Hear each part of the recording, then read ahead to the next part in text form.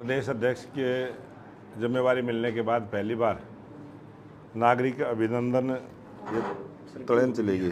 कोई बात नहीं, ठीक है, सेट है। तुम्हारे कैमरामैन के माना चाहिए ना, उसमें कोई ऐसी बात। आज हमारे जिला के अध्यक्ष मुकेश गौड़ जी ने जो बताया और हमारे हरियाणा सरकार के वित्त मंत्री जेपी दलाल जी और भारतीय जनता पार्टी में अभी कुछ दिन पहले ही शामिल हुई और हरियाणा प्रदेश की बहुत वरिष्ठ नेता आज किरण चौधरी जी और हमारे पार्टी के यहाँ प्रभारी रेणु डावला जी और सभी पार्टी के पदाधिकारी आज भारतीय जनता पार्टी का जो लगभग 10 वर्ष का शासन हरियाणा प्रदेश में है और लगातार हरियाणा के विकास के लिए गरीब कल्याण की योजनाओं के लागू करने के लिए जो हमारी सरकार की काम है, उन सब कामों को लेके हम जनता के बीच में जाने वाले हैं। चुनाव का समय और आज जिस प्रकार का उत्साह और जोश भारतीय जनता पार्टी के कार्यकर्ताओं में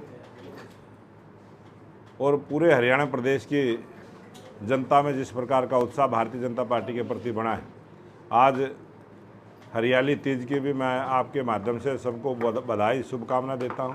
और आज बहुत बड़ा आयोजन जींद में भी लोकप्रिय मुख्यमंत्री नायब सिंह सैनी जी के नेतृत्व में एक राज्य स्तरीय प्रोग्राम हुआ, जिसमें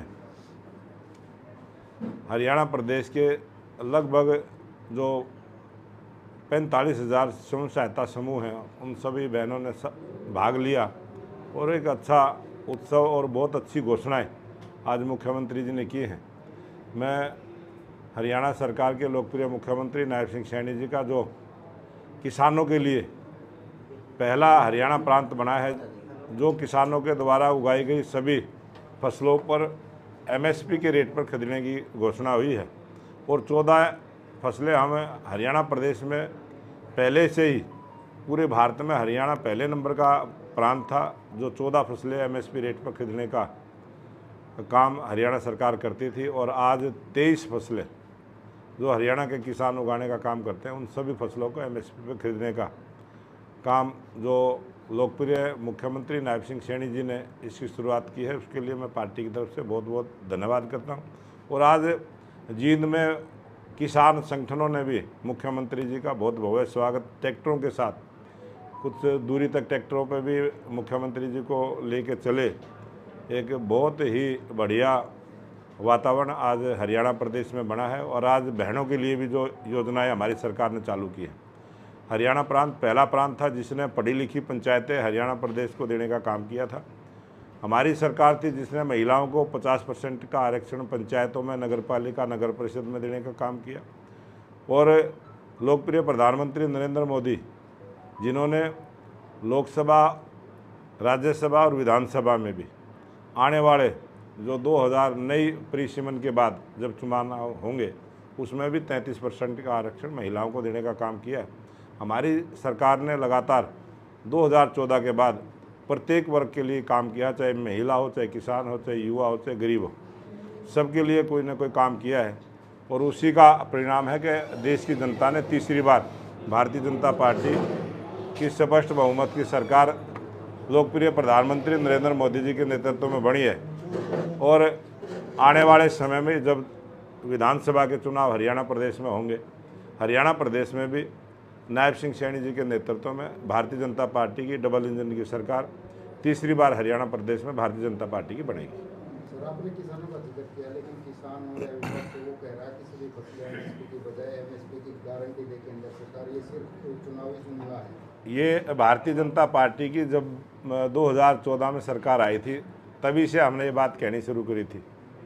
और जो लोग जुमला बताते हैं वो एक किस्म से मजाक करते हैं। उन्होंने जहां उनकी सरकारें हैं, उन पार्टियों की भी सरकारें हैं, वो अपनी सरकार में करके दिखाएं। अगर वो इसको जुमला मानते हैं तो वो अपना जुमला करके दिखाएं।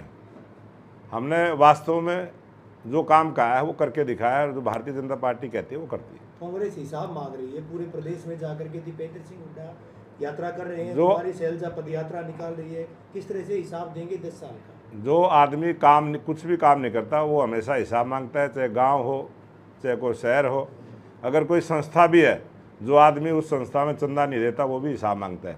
जिस सरकार ने लंबे समय तक यहाँ पर राज किया और कोई काम नहीं किया, वो अपना जवाब जनता को दे। और हरियाणा प्रदेश की जनता ने 2014 के चुनाव में भी उनको जवाब देने का काम किया था, 2019 के में भी जवाब देने का काम किया था। अब 2024 के चुनाव में जनता उसका जवाब देगी। और जो कांग्रेस पार्टी के काले कारनामे हैं, जिस प्रकार से भ्रष्टाचार के द्वारा उन्होंने लूट मचा कर रखी, जिस प्रकार से क्षेत्रवाद, जातिवाद, परिवारवाद को बढ़ावा कांग्रेस पार्टी ने दिया, वही कांग्रेस के नेता, वही कांग्रेस के आदमी वो अपने बेटे को स्थापित करने के लिए लगे हैं। और कांग्रेस पार्टी की बजाय वो अपने बेटे को ही लेके आगे चल रहे हैं। उनकी ना कोई नीति है ना कोई नीति।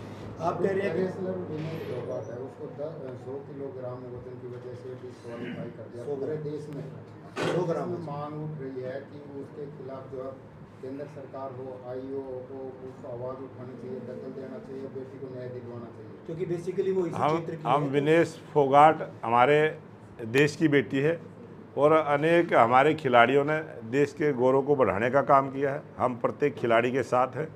जो अंतर्राष्ट्रीय स्तर पर, राज्य स्तर पर जो भी खिलाड़ी है, हम उन सब का सम्मान करते हैं। और टेक्निकली रूप से जो ये हुआ है, हम पूरा देश आज विनेश फोगाट के साथ है, पूरी सरकार उनके साथ है, उनके साथ रहेगी और उनके सम्मान के लिए हम सब कुछ करेंगे। माना जा रहा है कि षड्यंत्र हुआ कहीं ना कहीं। ये कुछ भी आदमी कुछ भी कह सकता है, लेकिन जिम्मेवार आदमी सब जानता है क्या कारण है। लेकिन ऐसे कामों में भी जो राजनीति करते हैं वो देश हित में नहीं है। एनएचएम कर्मचारी लगातार धरना प्रदर्शन कर रहे हैं। इस वजह से कल जो है एक महिला की भी मौत हुई है, क्योंकि उसको समय पर जो है स्वास्थ्य लाभ नहीं मिल पाया था, चिकित्सकीय लाभ नहीं मिल पाया था एनएचएम कर्मचारियों की हड़ताल की वजह से। आपको भी ज्ञापन पत्र दिया गया है। इनकी मांगे क्या चुनावी इस महीने में मानी जाएंगी अथवा नहीं मानी जाएंगी? हमने पहले भी कर्मचारियों के हित में बहुत सारे काम किए हैं। और जिस प्रकार की पॉलिसी है, जो सर्विस रूल में है, जो उनको देना चाहिए सरकार ने, वो हम देंगे। समान काम के लिए समान वेतन की बढ़ोतरी सी बात कही जाती है। जो डिमांड उन्होंने की है उस पर गंभीरता से विचार करेंगे और उनका समाधान करेंगे। सर, चुनाव आ रहा है, क्या नए चेहरे दिखाई देंगे विधानसभा चुनाव में? हमेशा से जब भी चुनाव हुए हैं देश में, कभी का भी रिकॉर्ड उठा के देख ले, नए चेहरे भी आते हैं, वो कुछ पुराने चेहरे चले जाते हैं। और ये एक प्रक्रिया है, जैसे प्रकृति का नियम है नए लोगों का आगे आना, इसी प्रकार से राजनीति में कुछ लोग नए आ जाते हैं। अपने आप में नहीं या के साथ रहे? भारतीय जनता पार्टी अपने दम पर हरियाणा प्रदेश में चुनाव लड़ रही है। और जो आपने चर्चा की है हलोपा, एक 5 वर्ष से वो पार्टी हमारे साथ रही है। एक विधायक है और बहुत बड़ी पार्टी नहीं है कि बहुत बड़ा कोई उसका गठबंधन होने वाला है या बहुत सारी सीटों पर वो डिमांड कर रहे हैं। उनका भाई हमारे कमल के फूल पर चुनाव लड़ चुका है। वो एक पार्टी है उनकी, वो अपनी पार्टी में रह के हमारे साथ काम करेंगे। लेकिन सर कांग्रेस तो कह रही है कि लोकसभा में बीजेपी आप और विधानसभा में साफ। वो कांग्रेस पार्टी कुछ भी कह सकती है, लेकिन जनता उसका जवाब देगी। सर, लोकसभा में 5 सीटें ही मिल पाई थी, बीजेपी को 5 आई, कांग्रेस को भी 5 आई। क्या मानते हो सर कि विधानसभा? बहुत सारे ऐसे चुनाव पहले भी हुए हैं कि 5 सीटें भारतीय जनता पार्टी की रही, 5 दूसरी पार्टियों की रही। बहुत सारे चुनाव ऐसे होते हैं कि 6 महीने पहले रिजल्ट कुछ होता है, उसके बाद कुछ होता है। ये तो लोगों की मर्जी है, लोग किसको वोट देंगे, किस आधार पर देंगे। बहुत सारे समीकरण चुनाव में होते हैं और लोग उसका फैसला करेंगे। लेकिन लोग तो नाराज हैं क्योंकि किसानों ने आज हरियाणा प्रदेश की जनता ने मन बना लिया कि आने वाले समय में भारतीय जनता पार्टी की स्पष्ट बहुमत की सरकार हरियाणा प्रदेश में बनेगी। सर, कितने कर्मचारी संगठन थे या सरपंच थे, कितने सभी पंचायतें आज भारतीय जनता पार्टी के साथ है, सभी संगठन भारतीय जनता पार्टी के साथ है। और सबको इसी बात का विश्वास भी है कि भारतीय जनता पार्टी सबकी भलाई के लिए काम करेगी, ये सबको विश्वास। बड़ोली जी, ये दावे तो लोकसभा चुनाव से पूर्व भी किए गए थे और उसमें अभी आप कह रहे हो कि भ्रष्टाचार की जननी थी कांग्रेस जो है, और इसी वजह से कहीं ना कहीं लोगों ने उनको नकारा था। लेकिन उसी भ्रष्टाचार की जननी ने 0 से 5 जो है वो सीटें हासिल की थी, तो उस हिसाब से आप नहीं मानते? ये कांग्रेस पार्टी ने लगातार जो 10 वर्षों से हमारी सरकार है उसका कोई भ्रष्टाचार उजागर किया हो, कोई घोटाला उजागर किया हो, कहीं भ्रष्टाचार हुआ हो, वो जनता को बताए जाके। जनता सब जानती है, जनता जागरूक। तो कोई नहीं किया, वही कॉलेज, वही यूनिवर्सिटी, वही जो ये देश में आप एक जागरूक पत्रकार हैं। आप अपनी आत्मा से हाथ रख के बताना, क्या 2014 में ये सड़कें थी? क्या 2014 में जिस प्रकार का विकास आज देश में, प्रदेश में हुआ है, उस प्रकार से था। यही सरकार थी, यही देश था, यही करेंसी थी, यही सरकार थी, लेकिन सरकार की नीयत में और नीति का फर्क होता है।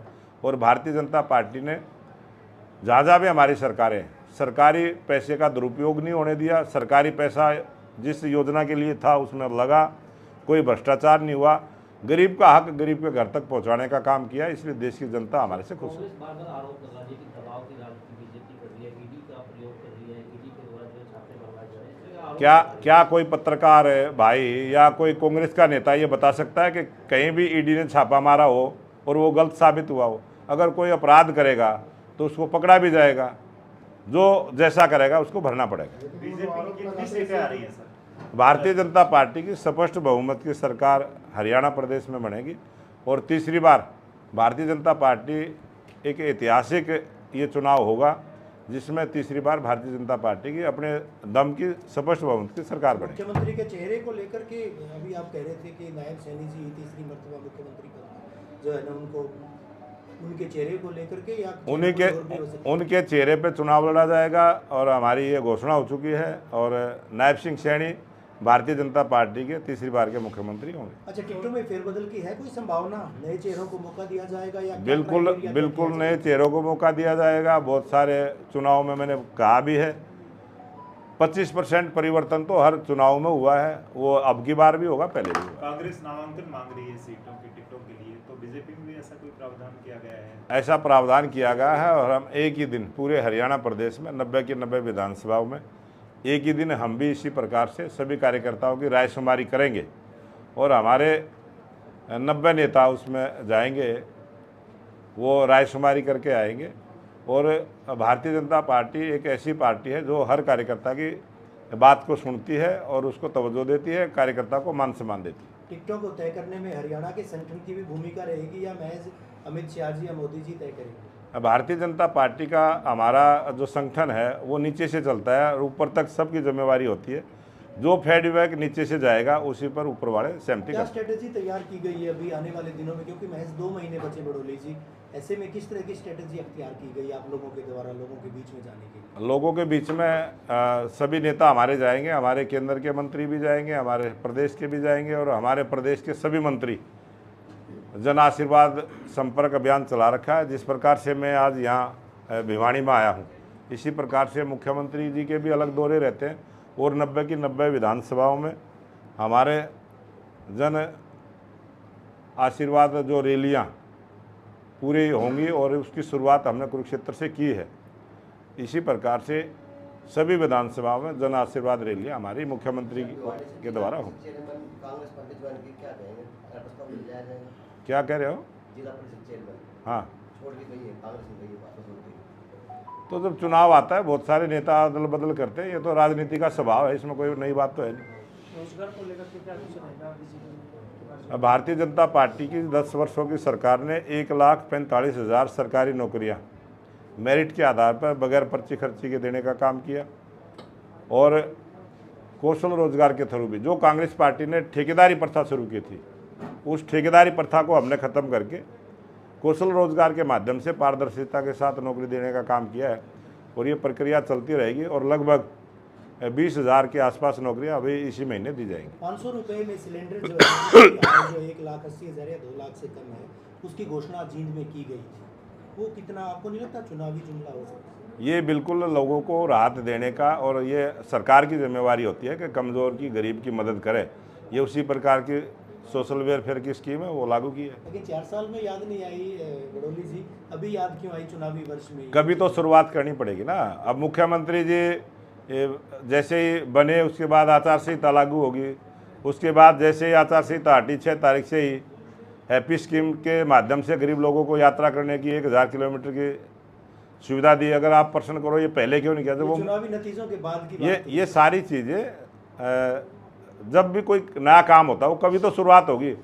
शुरुआत अच्छी हुई है, इस बात की तो आप सराहना करोगे कि शुरुआत अच्छी हुई है और ये हमारे मुख्यमंत्री जी ने घोषणा करी है कि ये परमानेंट की है, ये कोई चुनाव के लिए नहीं की है कि हम 1 सिलेंडर देंगे 2 सिलेंडर देंगे, ये परमानेंट हमने घोषणा की है और भारतीय जनता पार्टी की सरकार इसको लागू करेगी। कांग्रेस कहती है कि ओल्ड पेंशन स्कीम हम लागू करेंगे। हरियाणा में बहुत आय में कर्मचारी हैं और कर्मचारी इसी बात को लेकर नाराज हैं कि ओल्ड पेंशन स्कीम जो है वो लागू नहीं की जा रही है। तो क्या बीजेपी इस तरफ कुछ सोचे? खत्म भी तो कांग्रेस की थी। ये कांग्रेस पार्टी ने ही सारे काम किए हैं और इस प्रकार की डिमांड आएगी, कर्मचारी की आई भी है, समय पर उसको भी सोचेंगे।